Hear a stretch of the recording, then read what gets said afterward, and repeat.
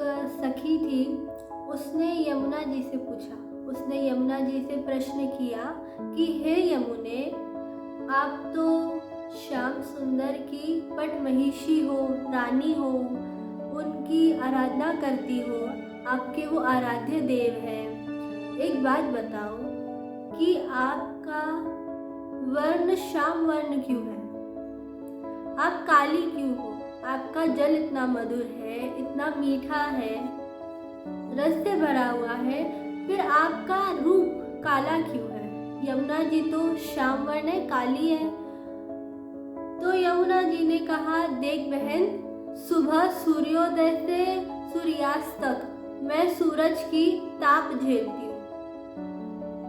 किसी आदमी को आप एकदम 24 घंटे धूप में खड़ा कर दो तो अच्छे अच्छे लोग काले हो जाते हैं। तो बोले, मैं सुबह सूर्य उदय से लेके शाम तक ताप झेलने के कारण काली हो गई। दूसरी बात रात की अंधियार झेलती हूँ, अंधियार के कारण भी मैं काली हो गई, इसलिए मैं श्याम वर्ण हूँ। तो सखी ने कहा, अच्छा ऐसी बात है तो ये सब तो गंगा जी भी झेलती है। वहाँ गंगा भी तो सुबह से लेके शाम तक सूर्योदय से सूर्यास्त तक ताप झेलती है, अंधियार झेलती है। वो तो गौरवर्ण है, वो तो गोरी है, आप काली कैसे? तो यमुना जी ने कहा, चल ले, अब तू असली रहस्य जान। असली सच क्या है? असली सच मैं तुझे बताती हूँ। गंगा जी किसकी आराध्या करती है? भोलेनाथ की। भोलेनाथ गौरवर्ण है, तो इसलिए अपने इष्ट का ध्यान करती करती वो गौरवर्ण हो गई। और मेरे आराध्य कौन है? मेरे आराध्य श्याम सुंदर है। तो श्याम वर्ण के श्याम की आराध्या करते करते, मैं अपने इष्ट का चिंतन करते करते मैं भी श्याम वर्ण की हो गई, मैं भी उनकी रंग की हो गई। जैसा आराध्य होता है ना, जैसे इष्ट होता है।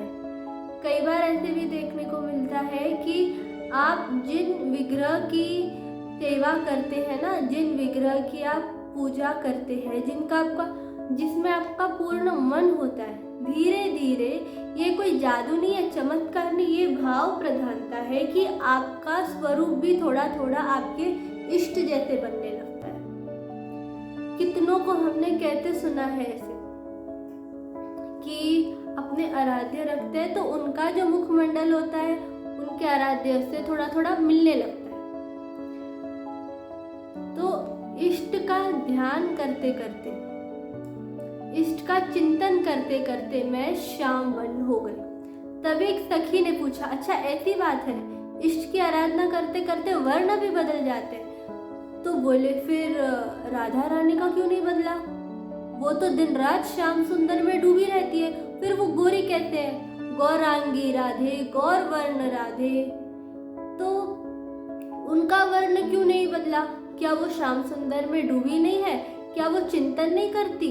तो इसका जो समाधान है उसको पूछने के लिए सारी सखियां जो है वो ललिता सखी के पास चली गई। हे ललिता जी, सब समस्याओं का समाधान, उत्तर आपके पास होता है, तो बताइए कि हमारे मन में प्रश्न है कि श्याम सुंदर का चिंतन करते करते लाडली जू श्याम वर्ण की क्यों नहीं हुई, गौर वर्ण क्यों है? तो ललिता ने कहा कि किसने कहा कि श्री जी श्याम वर्ण नहीं है? कैसे? बोले, अच्छा एक बात बताओ, जब तुम सारी सेवा करती हो तो उसके बाद क्या जय घोष करती हो? बोला, श्यामा श्याम की जय, प्रिया प्रियतम की जय, श्यामा श्याम की जय। तो श्याम मतलब काले, इसके लिए श्याम, श्यामा क्यों कहती हो? पुकारती हो ना श्यामा श्री जी को? बोले, हाँ पुकारती है। तो श्यामा का मतलब क्या है? श्याम वर्ण की।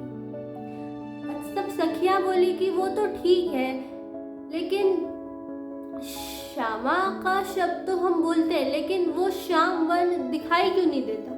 तो ललिता सखी ने बड़ा सुंदर समाधान किया कि राधा रानी गोरी नहीं है, राधा रानी भी श्याम वर्ण है, लेकिन राधा रानी ने उस तत्व की अभिव्यक्ति नहीं की, उसको प्रकट नहीं होने दिया राधा रानी ने, क्योंकि प्रीति कोई दिखावे का काम तो है नहीं, प्रेम तो दिखाने की वस्तु है नहीं, तो श्री राधा रानी ने अपने श्याम वर्ण स्वरूप का कि उसने कहा कि तू मेरे छुप जा, तू मेरे हृदय में छुप जा, किसी को पता ना चले कि मैं प्रियतम का चिंतन करते करते श्याम वर्ण की हो गई, क्योंकि बाहर से मैं गौर वर्ण ही रहना चाहती हूँ, तू मेरे अंदर छुप जा। और श्याम वर्ण को श्री राधा रानी ने अपने हृदय में छुपा लिया।